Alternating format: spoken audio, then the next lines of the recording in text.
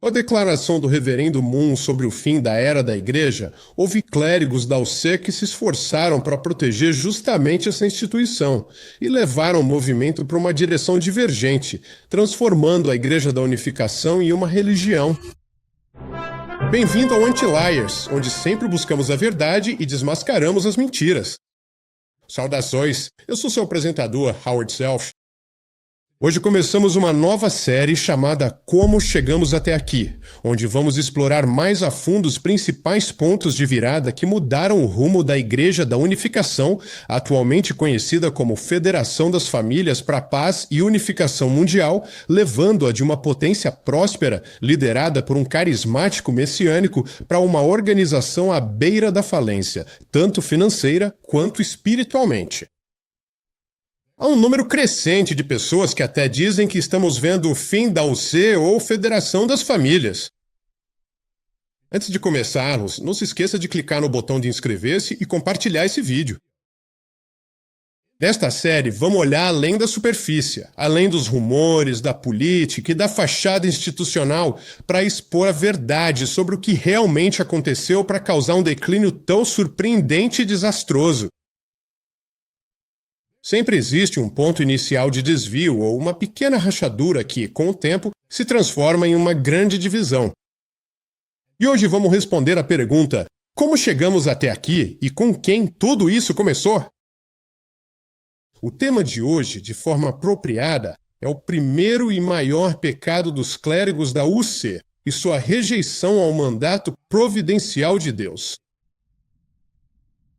Como algo que começou baseado em uma revelação capaz de mudar o mundo, uma expressão viva do coração de Deus, acabou se enredando em burocracia, controle e confusão. A raiz dessa corrupção da visão original está na rejeição, pelos clérigos da UC, do mandato providencial de Deus dado pelo Rev. Sun-Myung Moon, o fundador, em 1994, quando o Rev. Moon declarou, abre aspas, o fim da era da igreja, fecha aspas. Aqueles que estavam em posição de discernir o significado dessa declaração. Ou seja, a liderança da UC falhou em se unir à direção que ele deu e, ao fazer isso, impediu que os membros soubessem da importância disso. Os 40 anos do curso do deserto haviam terminado, mas eles se recusaram a entrar na nova era providencial, ou seja, a era do testamento completo, também conhecida como era do assentamento. Os próprios líderes que deveriam ter avançado a missão messiânica, ao invés disso, se apegaram à sua base de poder, a igreja, resistiram à transformação, desobedecendo ao céu e levando os membros a fazerem o mesmo. O próprio reverendo Moon, depois de descobrir o quão extremamente traiçoeiros e desleais os líderes da Igreja da Unificação haviam sido ao bloquear de maneira intencional a providência, declarou com grande pesar que eles eram ainda piores do que o próprio Lúcifer. Em seu último Rundukai gravado um vídeo, apenas algumas semanas antes de seu falecimento. Vamos assistir a este vídeo impressionante, dado diretamente a muitos dos responsáveis pelo fracasso. Para citar na igreja, fim da citação.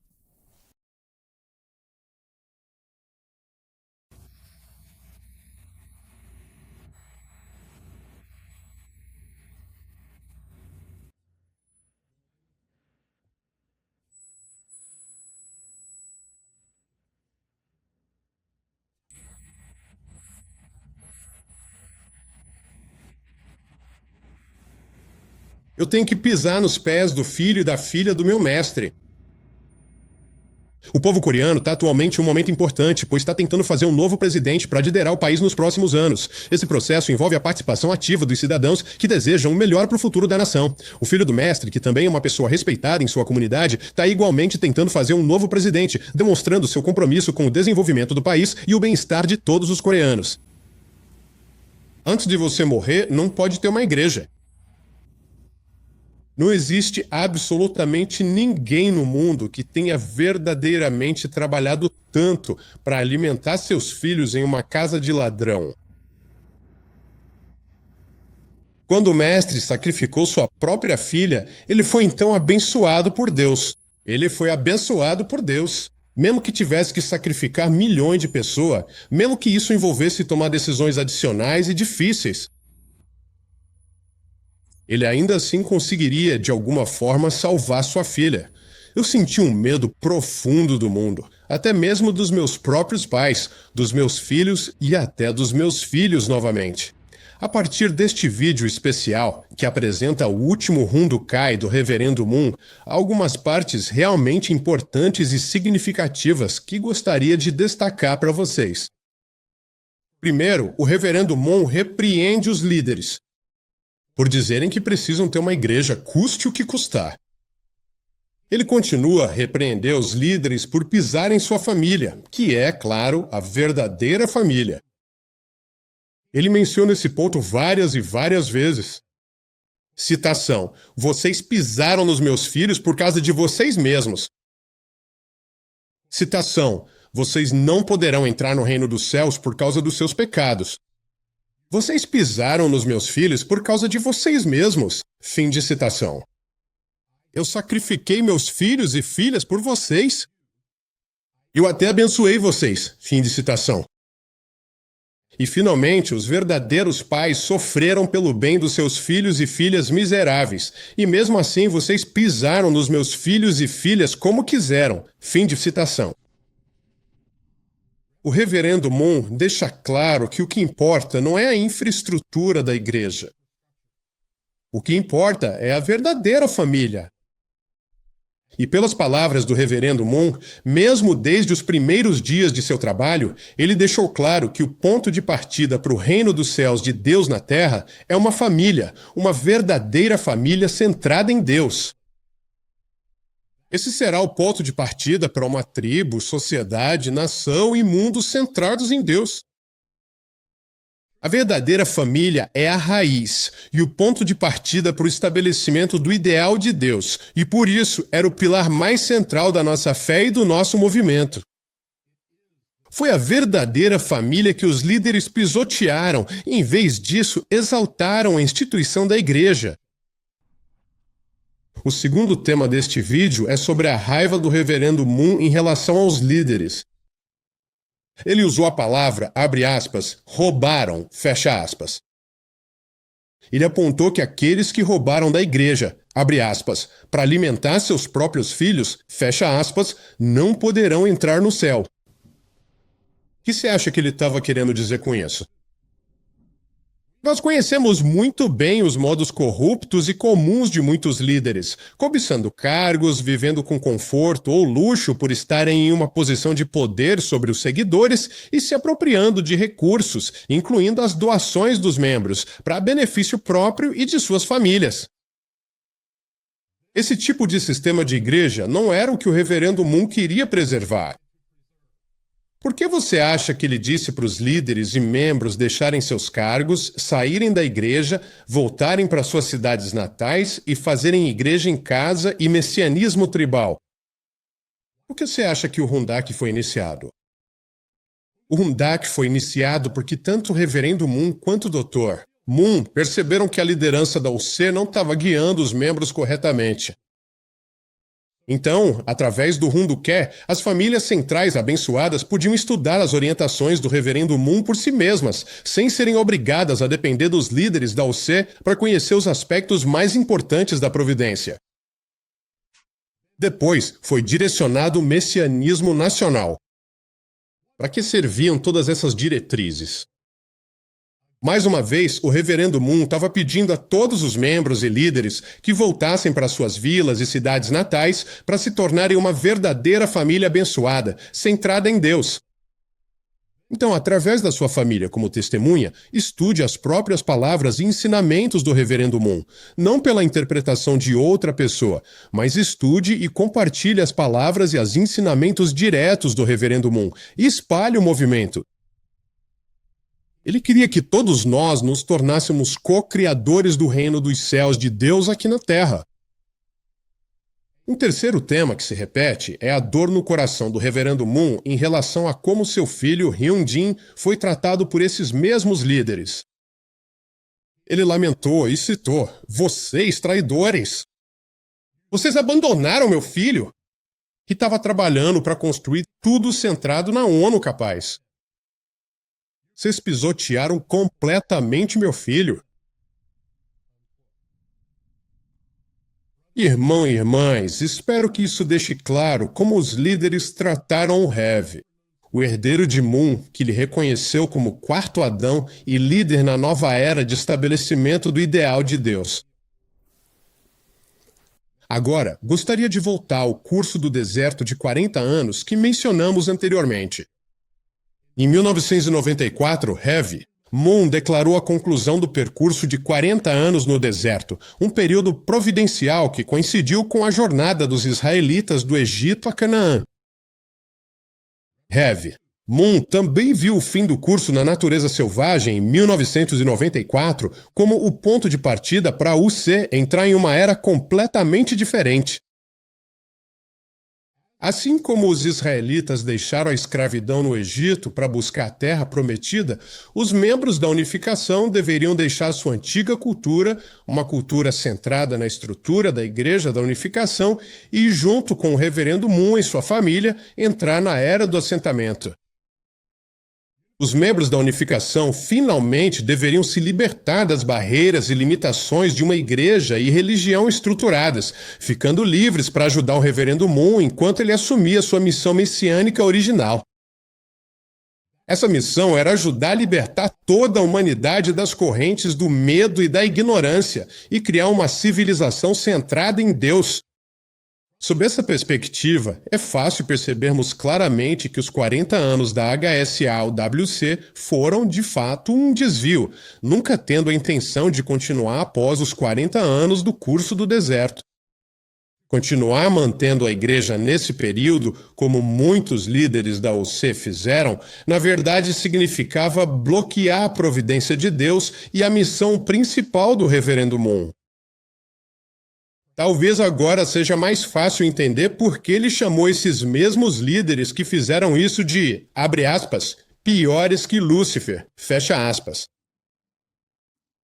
Repetindo, porque isso é de importância central para entendermos o nosso movimento hoje. Quando esse curso de 40 anos terminou e uma fundação mundial foi estabelecida, o reverendo Mun declarou que sua verdadeira missão, sua missão messiânica, estava começando naquele momento. Agora era a hora de construir uma civilização que representasse o reino dos céus de Deus aqui na Terra. Para que isso acontecesse, a igreja precisava chegar ao fim. No entanto, para muitos líderes da UCAN, eles não queriam abrir mão da infraestrutura da igreja. Eles convenientemente se colocaram como intermediários para os membros, e essas posições burocráticas lhes davam muito poder e acesso a recursos. Eles criaram uma cultura de obediência absolutamente rigorosa, não a Deus, mas a si mesmos, e por isso desfrutavam de poder, influência e prestígio consideráveis. E Notion. Assim como os israelitas, que temiam a incerteza do deserto e não tinham a fé inabalável em Deus para compreender sua vontade maior para eles, muitos líderes da UC também agiram dessa forma durante esse período de transição. Esses líderes não conseguiam abrir mão do conforto do poder, do prestígio e do dinheiro. Os membros também se agarravam à segurança da igreja estruturada, por medo das incertezas que vêm ao sair de uma instituição religiosa e se tornar co-criadores com Deus. Gostaria de voltar um pouco aqui. Embora o fim da era da igreja tenha sido declarado em 1994, o reverendo Mun sempre soube que sua missão era maior e não estava limitada. A criação de um único corpo religioso.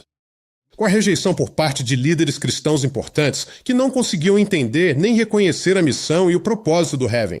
Do trabalho de Mun, o Rev, Mun precisou pausar o trabalho civilizacional maior de construir o reino dos céus de Deus na Terra, porque, primeiro, ele precisava construir sua própria fundação global sobre a qual pudesse lançar sua verdadeira missão. Mas ele ensinou sobre sua visão, seu propósito e o panorama providencial maior ao longo de toda a sua missão.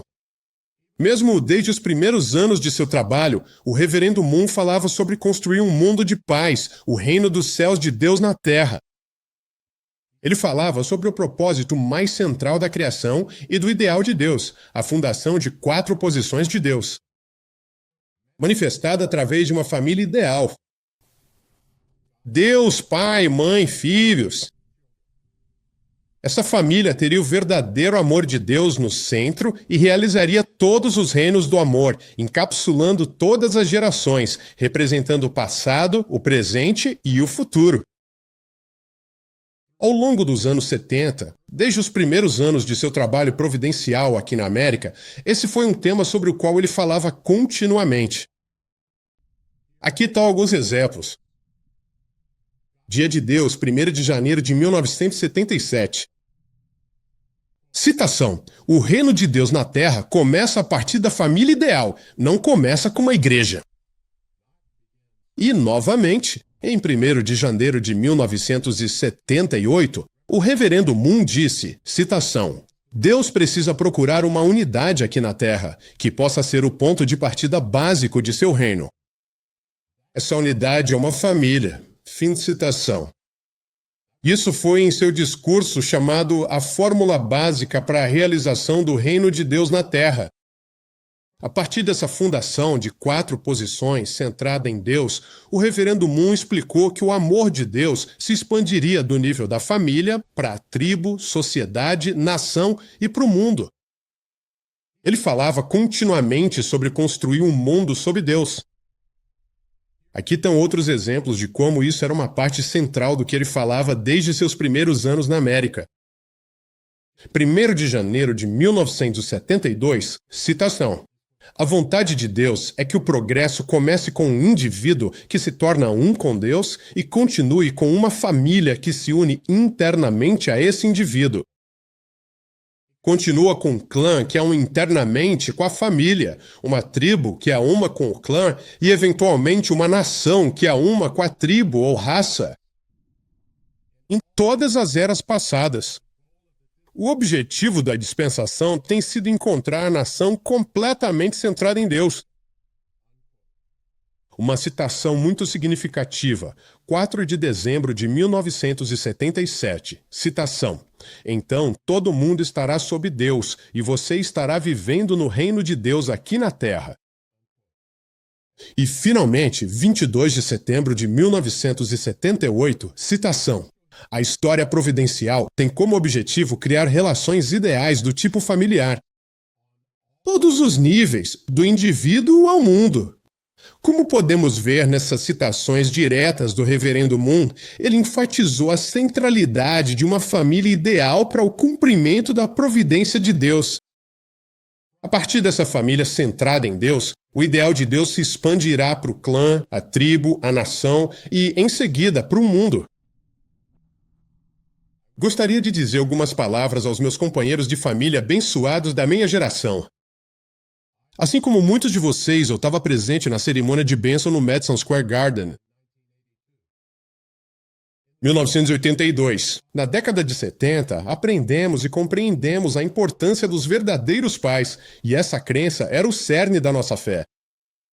No entanto, e isto é muito importante, não reconhecemos verdadeiramente a centralidade e a importância da verdadeira família e dos verdadeiros filhos. Agora, precisamos saber que, desde o início, o estabelecimento da verdadeira família pelo reverendo Moon tornou possível que todos os outros níveis da civilização fossem libertados passo a passo. Mas sempre deveria ser centrado na família, não na igreja. O reverendo Moon previu de forma famosa o desenvolvimento da era do Pan-Pacífico, profetizando que a Coreia teria o papel do terceiro Israel e que os Estados Unidos, como fruto do cristianismo, ocupariam tanto a posição de segundo Israel quanto, sendo a única superpotência após a Segunda Guerra Mundial, o papel de Roma, de uma nova civilização mundial. Essa percepção, que o reverendo Moon expressou já em 1974 em São Francisco, mais tarde reapareceria quase palavra por palavra em sua mensagem de paz número 13.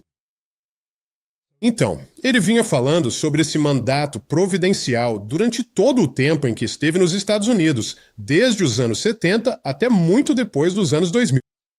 Frequentemente eu via líderes da Igreja da Unificação descreverem as mensagens de paz como uma, abre aspas, nova revelação, fecha aspas, algo revolucionário.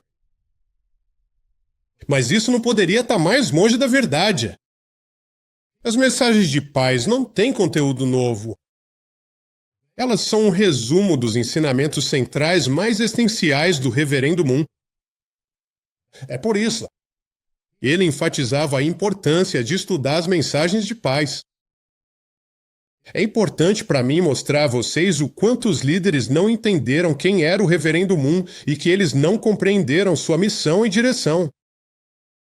Também é muito importante que vocês entendam como os líderes da Igreja da Unificação enganaram o movimento e muitas vezes não traduziram corretamente o conteúdo principal do Reverendo Moon para outros idiomas, especialmente para o inglês. Mas vamos deixar claro, o Reverendo Moon nunca veio para criar a Igreja da Unificação ou qualquer outra religião institucional. No entanto, com a declaração do Reverendo Moon sobre o fim da Era das Igrejas, havia clérigos da Igreja da Unificação, que se esforçaram para proteger justamente essa instituição e levaram o movimento para um caminho divergente, transformando a Igreja da Unificação em uma religião. Aqueles de vocês que fizeram parte do movimento aqui nos Estados Unidos provavelmente se lembram dos primeiros dias, quando o Reverendo Moon veio para cá, e dos primeiros comícios que foram realizados, incluindo aqueles em Nova York e Washington, D.C. Qual era a mensagem do Reverendo Moon? Sempre foi sobre Deus, sobre a humanidade e sobre nossa missão para o mundo.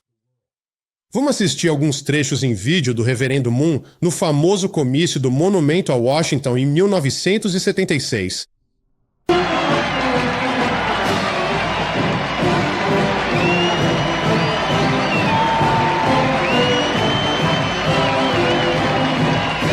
Os Estados Unidos, que foram formados como uma nação, são um modelo para o mundo da unidade. A bênção de Deus que foi dada aos Estados Unidos não é uma bênção apenas para os Estados Unidos, mas é uma bênção que Deus deve compartilhar com todos os irmãos e irmãs do mundo como filhos. A fundação cristã que foi eliminada globalmente.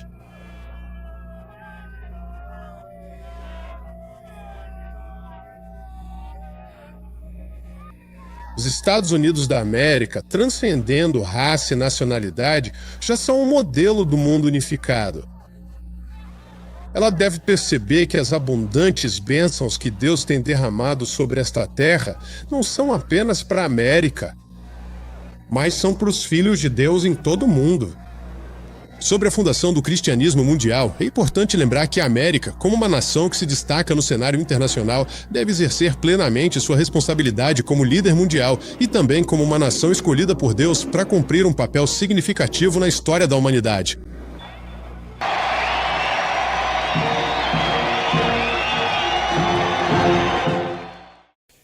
Centralizou seu trabalho na América, porque a América desempenhou um papel fundamental em nível global.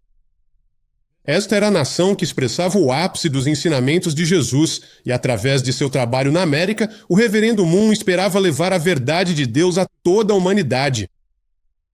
Vimos, ao longo da história cristã, que quando os ensinamentos de Jesus foram incorporados à civilização, eles elevaram a condição humana. O principal exemplo disso é a noção de que os direitos humanos fundamentais e a liberdade vêm de Deus. Isso significava que todas as pessoas têm direitos inalienáveis concedidos por Deus e, portanto, nenhum outro ser humano ou instituição humana poderia tirá-los.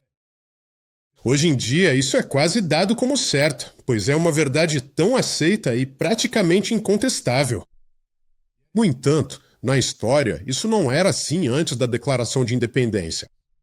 Assim, os ensinamentos de Jesus nunca foram feitos para permanecer dentro das paredes da igreja, e Deus nunca deveria ser confinado apenas ao âmbito da religião. Deus, seus princípios e seus valores deveriam estar presentes em todos os aspectos da sociedade.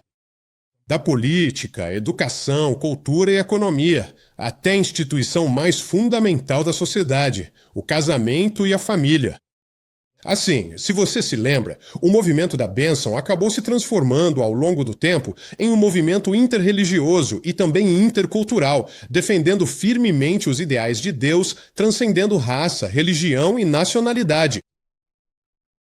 A missão do Reverendo Moon era despertar a humanidade para que pudesse viver novamente como verdadeiros filhos e filhas de Deus, capacitando cada pessoa a se tornar co-criadora, junto com Deus.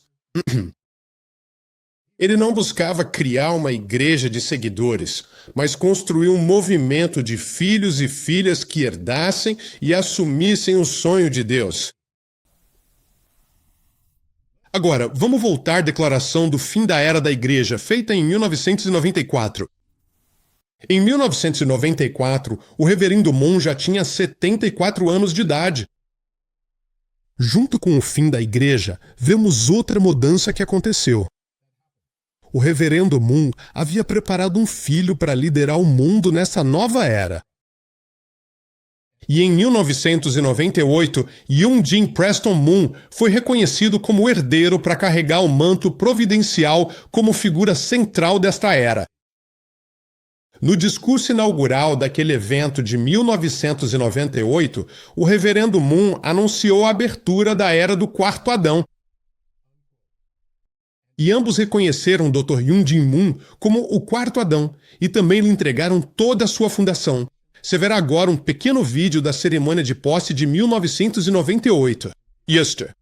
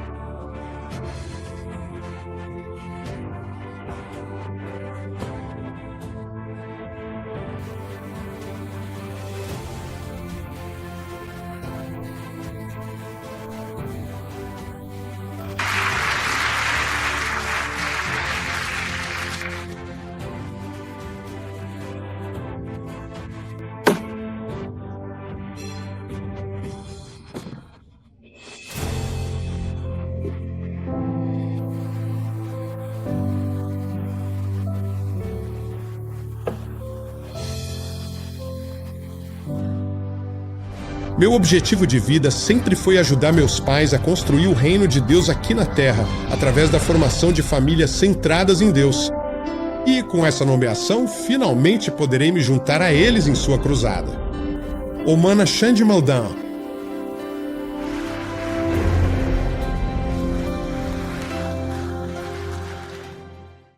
Muitos de vocês talvez já tenham visto esta versão traduzida por Peter King, que foi publicada hoje em dia. Nesta comparação entre as palavras originais do Reverendo Moon traduzidas corretamente e a versão impressa no Today's World, você pode ver todo o conteúdo que Peter King deixou de fora, incluindo os pontos essenciais sobre o papel providencial de Hyun-Jin. Gostaria de ler para vocês duas das passagens mais importantes que foram omitidas na tradução. Aqui está a primeira. Depois de cortar os laços com a linhagem de Satanás e eliminá-la, você precisa entender o quão incrível é que agora o Filho direto de Deus está herdando o bastão para iniciar o reino vitorioso do quarto Adão, centrado em sua família. Sobre quem o Reverendo Moon está falando? Ele está falando sobre seu filho, Hyun-Jin Moon. Claro que isso foi deixado de fora por Peter King. E um segundo exemplo, para mim, exemplos muito graves. Somente os filhos de Hyun-jin são da quarta geração. Eles são a quarta geração. É por isso que você pode receber a Era do Quarto Adão através da família de Hyun-jin. Enquanto viajei pelo país, muitos membros perguntam onde exatamente o Reverendo Moon disse isso. Hyun-jin é o quarto Adala. O Reverendo Moon disse isso no discurso inaugural. Por que você não ouviu isso? Peter Kim não transmitiu isso, e isso faz toda a diferença. Você está ouvindo a verdade hoje. E agora você sabe. A revista Today's World, que normalmente publica os primeiros discursos completos do Reverendo Moon, neste caso em particular, em um evento tão incrível, escolheu publicar apenas a tradução bruta e incompleta de Peter Kim. Como você acabou de ver, é por isso que a grande maioria dos membros não entendeu o significado cósmico desse evento providencial, mesmo que o Reverendo Moon tenha dito que este é um evento cósmico. Este é um exemplo claro de como certos líderes coreanos mais antigos da OC esconderam informações muito importantes dos membros. Depois que o Reverendo Moon falou longamente em uma parte ali, o representante Peter Kim nos deu apenas uma frase e deixou de fora todo o conteúdo sobre o Dr. Hyun-jin Moon.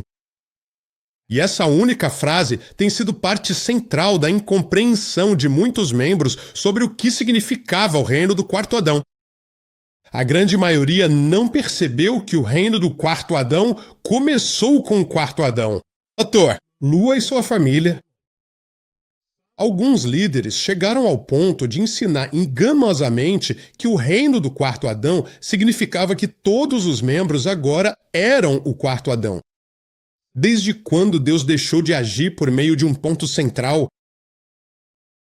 Podemos ver que as próprias ações do Reverendo Moon expuseram que esse ensinamento era uma mentira. Com essa nomeação divina, o Reverendo Moon iniciou uma reestruturação massiva de todo o movimento em torno do Dr. Hyun-jin Moon. Uma nova geração de líderes mais próxima da idade do doutor. Moon logo recebeu importantes cargos de liderança, substituindo 36 casais e outros anciãos. Dos 36 anciãos que permaneceram na liderança, o único foi o reverendo Chong Hwang-kwak. Isso também foi para apoiar o doutor. Mua! Não foi por causa do Hevia. Kwak tinha um status especial, mas simplesmente por seu pai do doutor, a esposa de Moon e o Hess, Moon esperava que ele apoiasse o Doctor. A Lua liderará o movimento rumo à nova era. Heavy. Moon anunciou que todos os líderes com menos de 40 anos estão agora sob a liderança do Doutor. Lua. Ao perceber que alguns dos anciãos restantes tinham mais de 40 anos, o Reverendo Moon elevou a idade para 48 anos, a fim de incluir todos os líderes. Além disso, o Dr. Moon foi nomeado chefe de todas as organizações providenciais, e todos os líderes de várias iniciativas também passaram a estar sob seu comando. Ficou claro que o Reverendo Moon estava colocando o Dr. Moon no comando de todo o movimento e de toda a sua fundação. O Reverendo Moon deixou isso claro até mesmo para os líderes.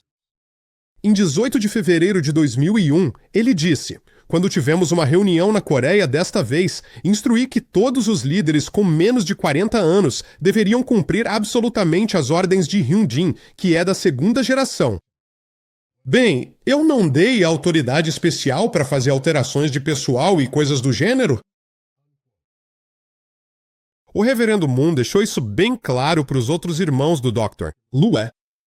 Aqui está o Reverendo Moon falando com sua filha mais nova, Jung-jun. Em 18 de junho de 2000, ele disse: já que seu irmão Hyun-jin está liderando, você tem que tratá-lo com padrão absoluto. Ele não pode ser comparado com In-jin, Ye-jin, Hyo-jin ou Sun-jin. Você deve obedecer Hyun-jin absolutamente.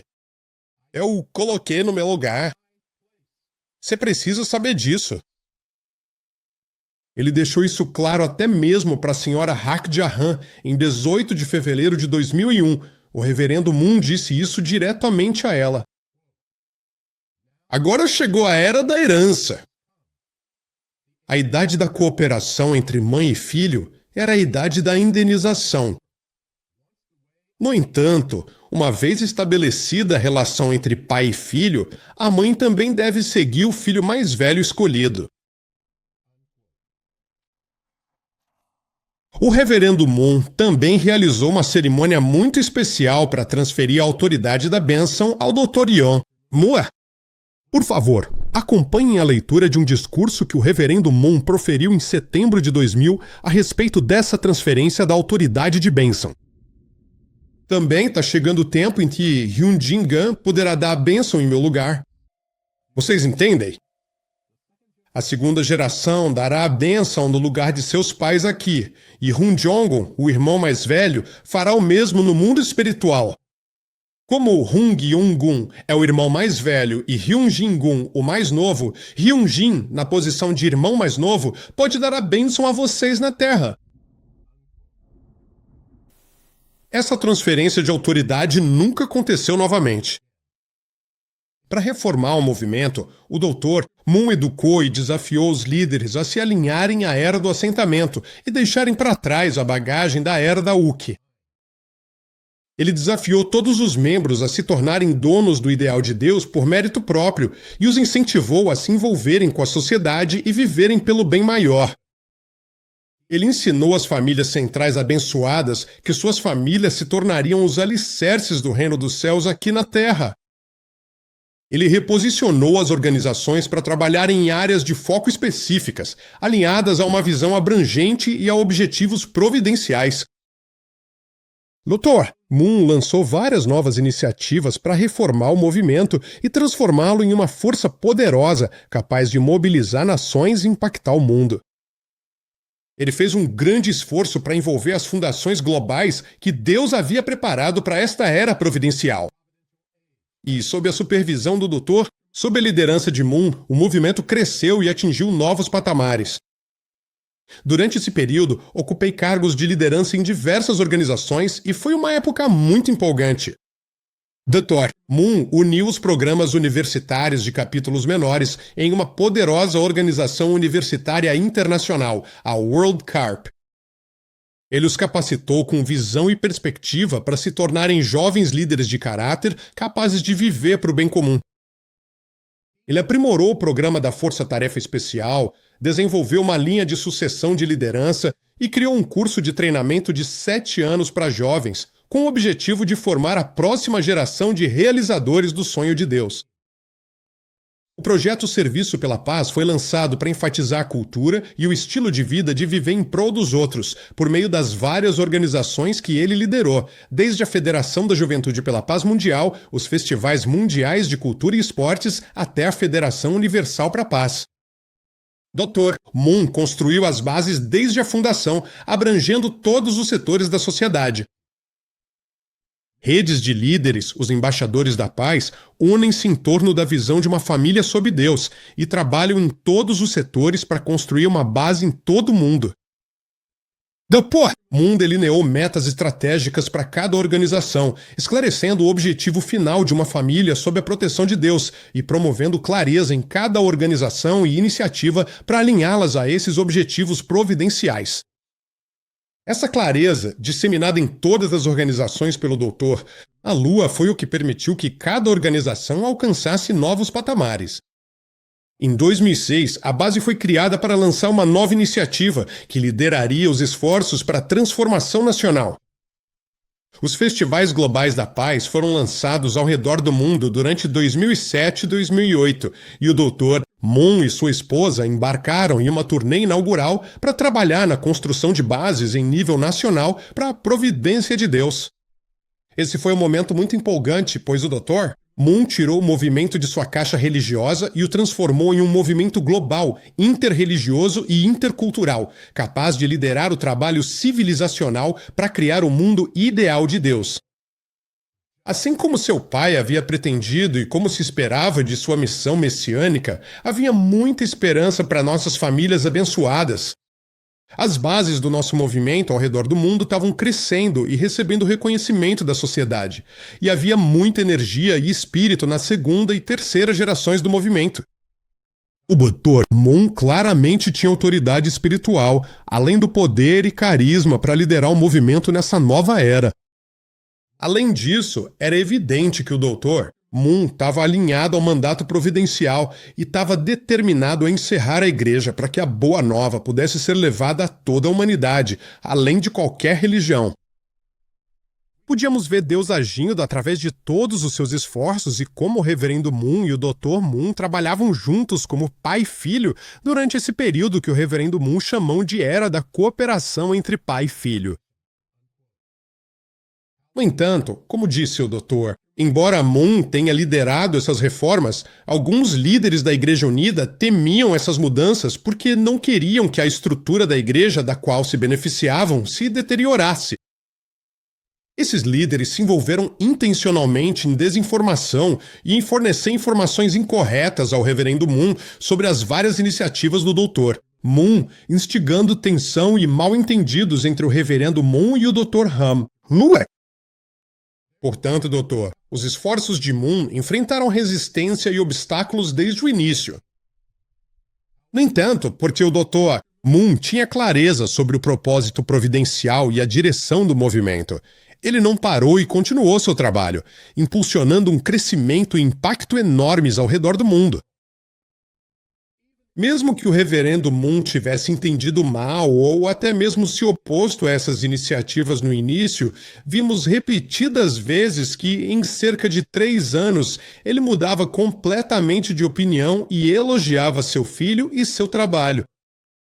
Ele diria ao doutor: Moon se orgulhava muito dele e até o agradecia, frequentemente dizendo o que teria acontecido se ele não tivesse dado continuidade a essas iniciativas. Eu mesmo acompanhei o crescimento do movimento durante esses anos sob a liderança do doutor. A liderança de Moon. Sinto-me muito grata por ele não ter desistido, apesar da incrível oposição e dos esforços para espalhar desinformação sobre ele e seu trabalho. Imagina a enorme oportunidade que teria sido perdida se o Dr. Moon não tivesse continuado avançando para transformar nosso movimento enquanto essa base continuava a se expandir. Para os líderes da UC, ficou claro que eles estavam se tornando cada vez mais irrelevantes para a providência que se desenrolava nesta nova era. A posição clerical deles como intermediários foi ameaçada pela forma como o Dr. Moon deu poder às famílias abençoadas para serem donas do sonho de Deus por mérito próprio. E ficou absolutamente claro que o Dr. Moon acabaria com a instituição da igreja que seu pai havia estabelecido como mandato. E os líderes da UC estavam muito assustados com esse destino. Eles tentaram preservar sua posição, mantendo a hierarquia da igreja, e assim se desviaram da direção e dos objetivos providenciais do reverendo Moon e do Dr. Moon. Eles rejeitaram o mandato providencial de acabar com a igreja e passaram a ver o Dr. Moon como uma ameaça. Eles tentaram preservar sua posição mantendo a hierarquia da igreja e, dessa forma, se desviaram da direção e dos objetivos providenciais do reverendo Moon e do Dr. Moon. Eles rejeitaram o mandato providencial de acabar com a igreja e, ao fazer isso, criaram uma nova religião separada da própria missão do reverendo Moon. Ao se apegarem ao UC, eles traíram a Deus. Eles traíram o reverendo Moon. Eles traíram o herdeiro, doutora, Moon, e plantaram as sementes para o cisma que viria nos anos 2000. Esse ato flagrante de desobediência e traição é o motivo pelo qual esse é o primeiro e maior pecado cometidos pelos clérigos da UC. Lembre-se, no vídeo Handuká que você viu anteriormente, o reverendo Moon repreendeu severamente os líderes da UC dizendo: vocês disseram que precisavam da igreja, mas pisotearam minha família e meu filho. Obviamente, o reverendo Moon ficou extremamente chateado porque os líderes mantiveram a igreja, pois, como mencionado antes, ao manterem a igreja depois que a proclamação do fim da igreja havia sido alcançada e anunciada, os líderes da UC estavam bloqueando a providência de Deus e a missão messiânica do reverendo Moon. Gostaria de apresentar a vocês uma carta profética e um relato do Dr. Missa. Moon apresentou aos seus pais, em 2008, a situação perigosa do movimento. Gostaria de contextualizar esta carta e explicar sua importância. Doutor, A carta de Moon abordava a crise urgente que o movimento enfrentava em 2008. Dr. Moon compreendeu a seriedade e a criticidade da situação do movimento junto aos líderes da UC, liderados pela senhora Hak Jahan, e seus irmãos tentaram manter a estrutura da igreja e levar o movimento em uma direção divergente do mandato do fim da era da igreja. Dr. Moon transmitiu a mensagem e confirmou com seu pai a verdadeira e adequada visão, direção e propósito das diversas entidades dentro do movimento. O reverendo Moon não apenas concordou com o conteúdo da carta, como também ficou extremamente surpreso e impressionado com a clareza com que o Dr. Moon expôs as metas estratégicas providenciais, a avaliação profética e a direção para cada parte do movimento. Em várias ocasiões, o reverendo Moon expressou publicamente o quanto estava orgulhoso e feliz com o Dr. Moon, e ele mandou que a carta fosse lida no Runduque em março e abril de 2008. Lembre-se, o Runduque era reservado apenas para o estudo das palavras do reverendo Moon. No entanto, durante várias semanas, o reverendo Moon optou por que esta carta fosse escrita por seu filho, para ser lida durante o Rundukai para ele, os líderes e os membros reunidos. E a partir daí, Inês, Moon orientou todos os líderes e membros a lerem a carta, porque, como ele disse, esta carta define a direção que nosso movimento precisa seguir. Sera, Hak Jahan, Kuk Moon, Sean Moon e os clérigos da UC ouviram o conteúdo.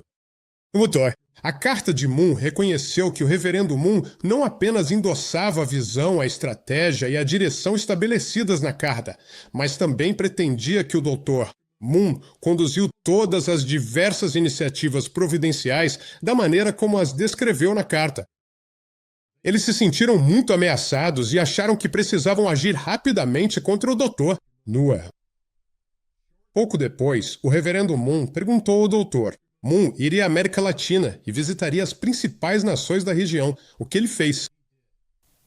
Enquanto o Dr. Moon estava viajando pela América Latina, senhora, Hak Jahan, juntamente com outros clérigos, manobrou para tirar a liderança da Federação das Famílias do Dr. Moore.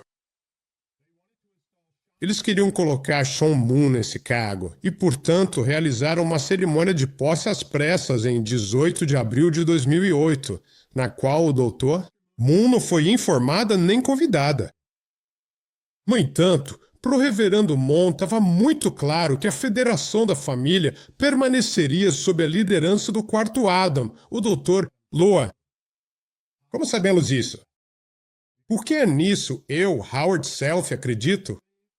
Não. Nas palavras do próprio reverendo Moon em seu discurso neste evento inaugural, ele afirmou 16 vezes que a Federação da Família permanecia sob o domínio do quarto Adão. Lembre-se, da perspectiva do reverendo Moon, Dr., o papel providencial de Hyun Jin Moon como quarto Adão superou a posição ou o título de qualquer organização.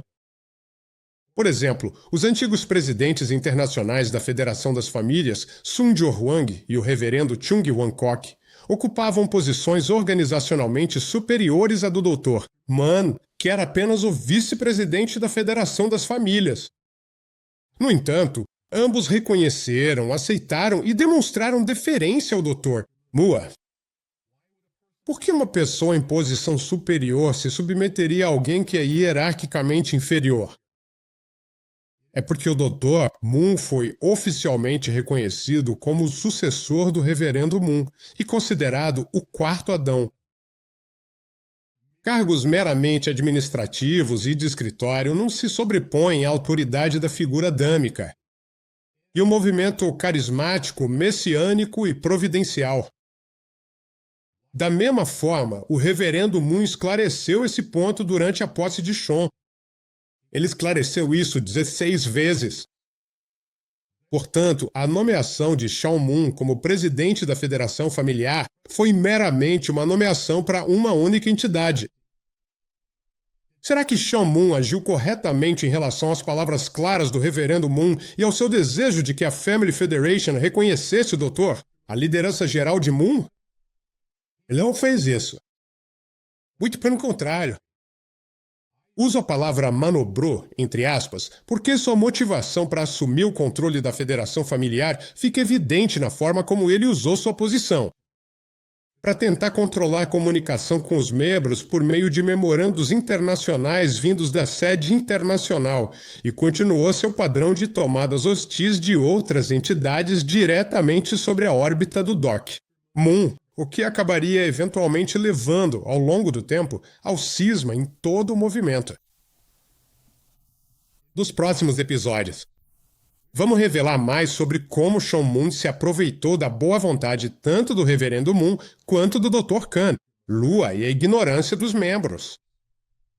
Mostraremos como ele orquestrou um golpe de Estado organizacional, enganando os membros por meio do uso indevido do aparato da Federação Familiar para, eventualmente, criar seu próprio culto separado, autodenominando-se o Segundo Rei, entre aspas.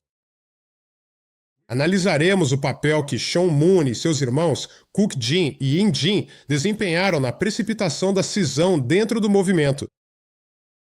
Gostaria agora de ler algumas das passagens principais do Doutor, a Carta de Moon de 2008, sobre a qual temos falado.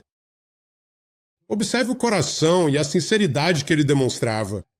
Por escrito aos seus pais. Você pode ler a carta completa clicando no link abaixo. Vou ler para você agora.